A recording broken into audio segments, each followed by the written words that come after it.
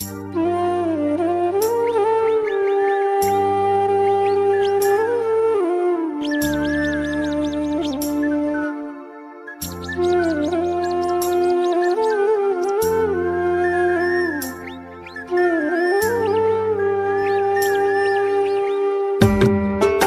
বন্ধুরা, তোমরা সবাই কেমন আছো?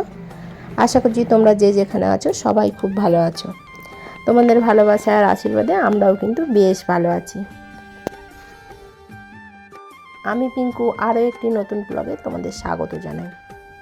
রবিবারে যে ভিডিওটি আমি সকাল থেকে শুরু করেছিলাম সেটারই সেকেন্ড পার্ট কিন্তু আমি বিকাল থেকে নিয়ে এলাম। আশা করছি আজকের ভিডিওটি তোমাদের ভালো লাগবে।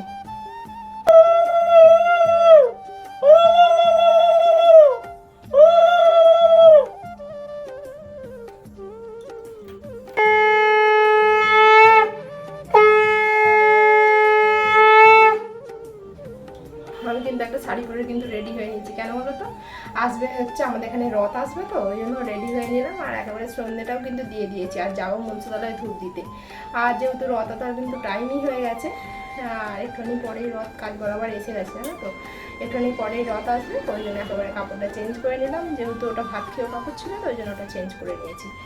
আর তোমার দাদা হয়তো ফোন করেছিল, বললো আধা ঘন্টার পরে আসছি, মানে আধা ঘন্টার মধ্যেই আসবে, পুরো রেডি হোক। কিন্তু এখন তো রেডি কী করে হবো, আগে এদিকে দেখি রথ কখন আসে, এদিকে রথ টানাটা কমপ্লিট হলে তারপর মানে রেডি হবো। আর সোনা তো চলে গেছে ওর জেম্মার সাথে রাস্তার ধারে। আবার আমাদের এখানে এক জায়গায় খিচুড়ি ভোগ দিচ্ছে, তো আর খিচুড়ি ভোগ নিয়ে এলো। আমি বললাম খেয়ে নাও, বললো খাবো না, এখন চাপা দিয়ে রেখে দিয়েছে। মানে আমাদের এখানে রথেতে একজনটা খিচুড়ি ভোগ দেয়, জানো তো, নিয়ে সেই ছোটো ছোটো বাটি করে খিচুড়ি ভোগ দেয়।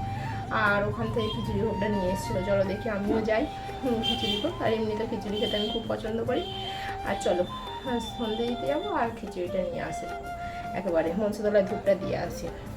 এই দেখো ধূপ দিতে গিয়ে খিচুড়ি নিয়ে চলে এসেছি। খিচুড়িটা খুব গরম আছে। আর রথ তো চলে এসছে কাজ বরাবর, জানো তো।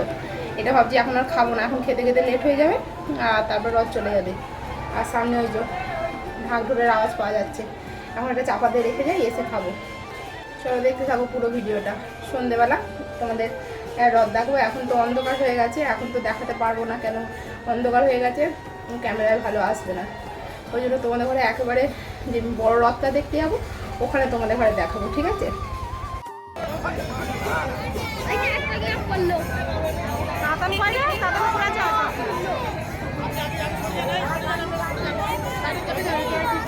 ভেবেছিলাম হয়তো তোমাদের ঘরে রথ দেখাতে পারবো না, কিন্তু ভগবানের অশেষ কৃপায় তোমাদের ঘরে কিন্তু রথটা দেখাতে পারলাম। আর আমাদের বাড়ির পাশেই যেহেতু মনসাতলা, ওইখানেই কিন্তু রথটা মানে এসে দাঁড়ায়। এটা আমাদের দাস বাড়িরই কিন্তু রথ। আর রথের দড়িটা তো একটুখানি আমি টেনেছিলাম, আর সোনাকেও একটুখানি কিন্তু হাত দিতে দিয়েছিলাম। মানে এত ভিড় না, মানে পড়ে গেলে মানে পায়ে পায়ে লেগে যাবে, ওই জন্য বেশি টানতে পারিনি। তারপরে কিন্তু তোমাদের দাদা ভাইও চলে এসেছিলো, আর আমি কিন্তু রেডি হয়ে নিয়েছি। আমাকে কেমন লাগছে কিন্তু অবশ্যই জানিও এই শাড়িটাতে। আর তোমাদের দাদা হয়তো শুয়ে শুয়ে টিভি দেখছে, আর সোনাও তো ফোন দেখছে। আর আমি এই ব্যাগটা নিয়ে নিয়েছি ফোনটা রাখবো বলে। অন্য সময় তো তোমাদের দাদা ভাইয়ের পকেটে ভরে দিই, কিন্তু এখন তো আর পকেটে ভরলে হবে না, আমাকে ভিডিও করার জন্য বার করতে হবে। 10 বার তোমাদের দাদা ভাইয়ের থেকে চাইলেও কিন্তু আমাকে খুব বকবে, জানো তো। ওই জন্য ব্যাগটা নিতে বাধ্য হলাম। তো রেডি হয়ে বেরিয়ে পড়েছি। এখন ঘড়িতে প্রায় 8টা মতো বাজে, জানো তো। আর হচ্ছে এই জায়গাতেই হচ্ছে রথটা কিন্তু আমাদের থাকে এই জায়গায়। এখান থেকে কিন্তু আমাদের ওখানে গেছে, আর এই জায়গাটায় মেলা বসেছে। মানে এখানেও কিন্তু ভালো মেলা বসে, কিন্তু এখানের মেলাটা আমরা দেখবো না, আমরা যাব একটু দূরেতে, জানো তো। ওখানে রথও হয়, ওখানের মেলাটাই দেখবো। এখানের মেলাটা তো মানে দেখেছি, বিয়ের 1 বছর 2 বছর এখানে এসেছিলাম। আর এখানে একটা আসার সময় জানো তো একবার ঢুকি, মানে ওখান থেকে ফেরার সময় একটুখানি দেখে তারপর বাড়ি চলে যাই।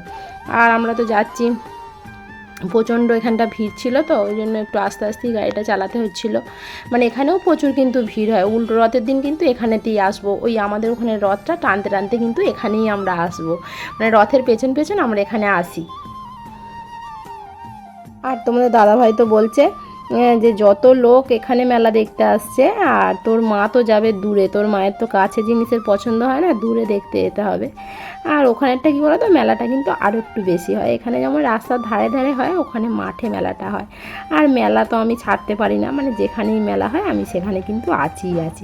আর আমরা তো চলে এসেছি যেখানে মানে এই রথটা দাঁড়িয়েছে, এখানে আমরা অবশেষে চলে এসেছি। এই রথটা কিন্তু আগে থাকতে হতো না, জানো তো, এই বছর 6-7 মনে হয় হচ্ছে, মানে আমার বিয়ের পর থেকে। আর এই যে দেখো, আমিও একটু রথের সাথে কিন্তু ছবি তুলে নিলাম। সোনাকে তো বললাম, সোনা তো ক্যামেরার সামনে খুব একটা আসতে চায় না, ও এমনিও ফটো তুলতে চায় না, শুধু ভিডিও করছি বলে না, ও এমনি ফটো তুলতে চায় না। আর খালি ভিড় দেখো, লোকের খালি ঠেলার হেলি দেখতে পাচ্ছ, আমাদের বাবা বলবে খালি ঠেলার হেলি খেতে খালি এখানে আসবে, মানে প্রচণ্ড ভিড় হয় জানো তো। এখানে মেলাটা 1 সপ্তাহ ধরে এখন চলবে, উল্টো রথ পর্যন্ত, মানে যেদিন খুশি এলেই হয়, কিন্তু রথের দিন আসার একটা আলাদাই মজা, তাই না বলো। এই জায়গাটায় কিন্তু সারা বছরই কিন্তু উৎসব লেগে থাকে, জানো তো, মানে জগন্নাথ দেব যেহেতু এখানে থাকেন, ওনার মন্দির করা আছে, ওই জন্য এখানটায় মানে কিছু হলেই সব সময় অনুষ্ঠান হয়েই থাকে এখানটাতে। আর আমরা তো মেলার ভেতরে চলে গিয়েছিলাম, তোমার দাদাভাই বলল যে হ্যাঁ এখন জগন্নাথ দেবকে দর্শন করতে হবে না, যেহেতু প্রচণ্ড ভিড়, লাইন দিয়ে যেতে হচ্ছিলো, চলো মেলাটাকে ঘুরে আসি, তারপর এসে জগন্নাথ দেবকে দর্শন করব। কিন্তু আমাদের ভাগ্যটা এতই খারাপ, তুমি জানো না, মানে মেলাটা ঘুরতে গিয়ে তখন 9টা ধরো 10-15, তখনই দেখছি জগন্নাথ দেবকে পর্দা দিয়ে আড়াল করে দিয়েছে। মানে আসার সময় আমাদের আর সেই সৌভাগ্য হলো না যে জগন্নাথ দেবকে একবার দর্শন করব। ভাবলাম কি আর করা যাবে, হ্যাঁ থাক, যেদিন ছেলের ক্যারেটে থাকবে সেদিন তো ওর উপর দিয়ে আমাদের ঘরে আসতে হবে, সেদিন সোনাকে নিয়ে একবার ওখানে ঢুকবো, ঢুকে জগন্নাথ দেবকে দর্শন করে আসবো। মেলাতে ঢুকেই তো সোনা বলছে আমি ঘটি গরম খাবো, আমাকে ঘটি গরম কিনে দাও। ওকে তো ঢুকেই ঘটি গরম কিনে দেওয়া হলো। আর 2টো নেওয়া হয়েছিল, একটা সোনা খেয়েছিল আর একটা তোমার দাদাভাইতে আর আমাতে খেয়েছিলাম। অন্য বছরের তুলনায় কিন্তু এবছরে মেলাটা কিন্তু অনেকটা কম বসেছে, কেন বলো তো, জায়গাটা কিন্তু অনেকটা শর্ট হয়ে গেছে, এখানে কয়েকটা নতুন নতুন বাড়ি মাঠের মধ্যে হয়ে গেছে, তো ওই জন্য জায়গাটা অনেকটা শর্ট হয়ে গেছে বলে ওই জন্য মেলাগুলো একটু দেখছি কম বসেছে, নাহলে অন্য বছর প্রচুর মেলা বসে। যেমন কানের দোকান বসেছে, সবই বসেছে, তবে একটু তুলনামূলকভাবে একটু কম বসেছে। তারপরে হরেক মাল 10 টাকা, হরেক মাল 20 টাকা, মানে কানের দোকানটায় বুঝতে পারছো, মেয়েদের একটু আকর্ষণটা কানের দিকেই চলে যায়, তাই না। আর এইদিকে তো ঘুরছি, আর নিচ পোর্শনটায় কিন্তু কাঠ পেতে দিয়েছিলো, জানো তো, যেহেতু প্রত্যেক বছর মানে বর্ষা হয় এই মেলার দিনকে, ঠিক মানে রথের দিনকে যেমন জানো তো বৃষ্টি হয়, আর বৃষ্টিতে কাদা হবে বলেই তার আগে থাকতেই ওরা তক্তা পেতে দিয়েছিল, কিন্তু তক্তাগুলো এমন সেই টলবল করছে যেন সে পড়ে যাওয়ার অবস্থা। কিন্তু বৃষ্টি তো সেই হিসাবে হয়নি, আর কাদাটাও মানে হয়নি মাঠেতে।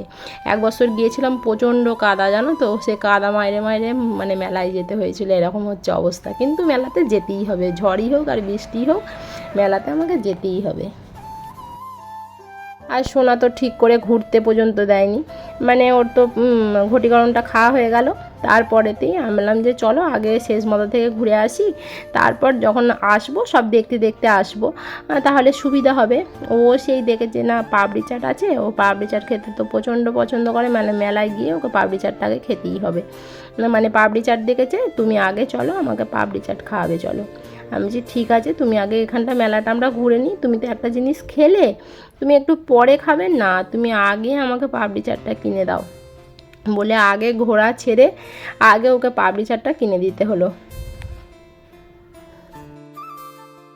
এবারে কিন্তু সোনা অনেক দেখছি ভালো হয়ে গেছে, জানো তো, মেলায় গিয়ে আমি মানে চমকে যাওয়ার অবস্থা, মানে সোনা কিচ্ছু বায়না করেনি, জানো তো, বাড়ি থেকে বলেও যায়নি যে কিছু কিনবে না, কিন্তু ওখানে গিয়ে দেখছি কিচ্ছু বলেনি, শুধু খাবার জিনিসগুলো খেয়েছে, খেয়ে কিন্তু বাড়ি চলে এসেছে।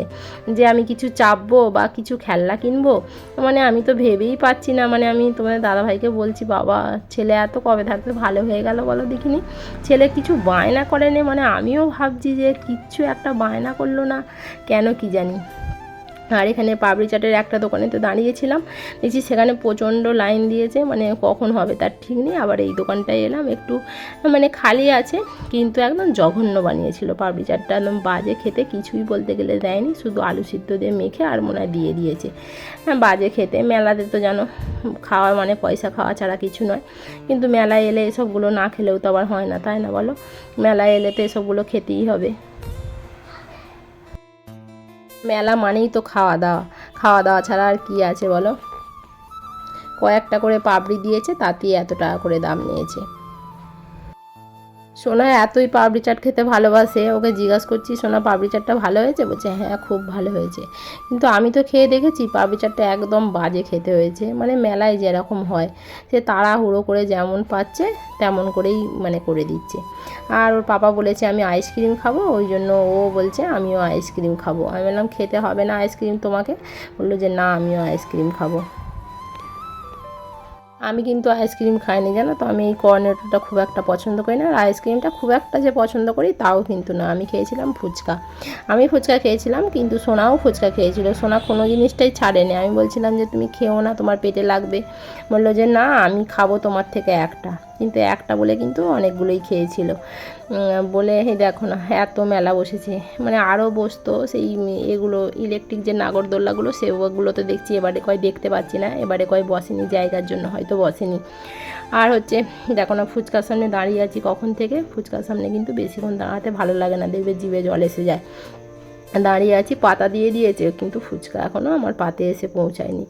যেহেতু দেখবে অনেক লোক থাকলে তাদের ঘরে দিতে দিতে একটা ফুচকা খেয়ে মুখেরটা মিলিয়েই যায়, তারপরে কতক্ষণ পরে এসে আবার একটা পৌঁছায়, এরকম হচ্ছে ব্যাপার। আর তোমার দাদাভাইকে তো বলেছিলাম একটু ভিডিওটা করে দিতে, দেখো তোমার দাদাভাই কিন্তু আমাকে ভিডিওটা করে দিয়েছে।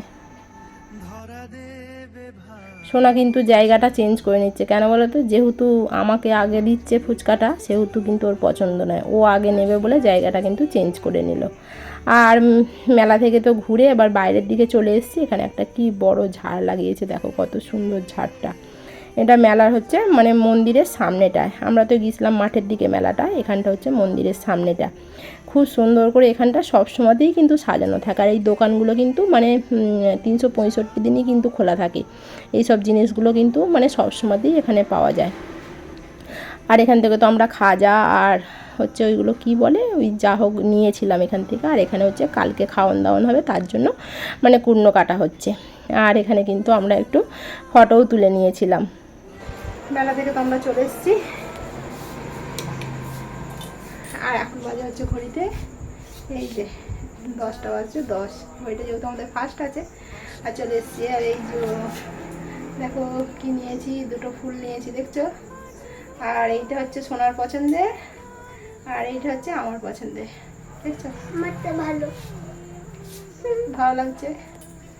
আর নেওয়া হয়েছে এদিকে এই যে খাবার দেখাই, এটা হচ্ছে পকোড়া, আর এটা হচ্ছে চাউমিন, এতে জিলিপি,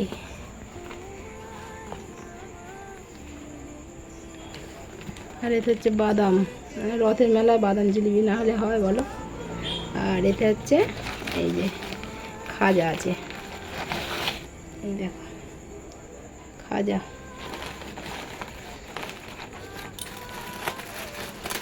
আর এইগুলো হচ্ছে কি আমি জানি না, নাম জানি না, এই যে এইগুলো। আর তোমাদের দাদাভাই কলকাতা থেকে নিয়ে এসছে, এই দেখো এইগুলো কলকাতা থেকে নিয়ে এসছে।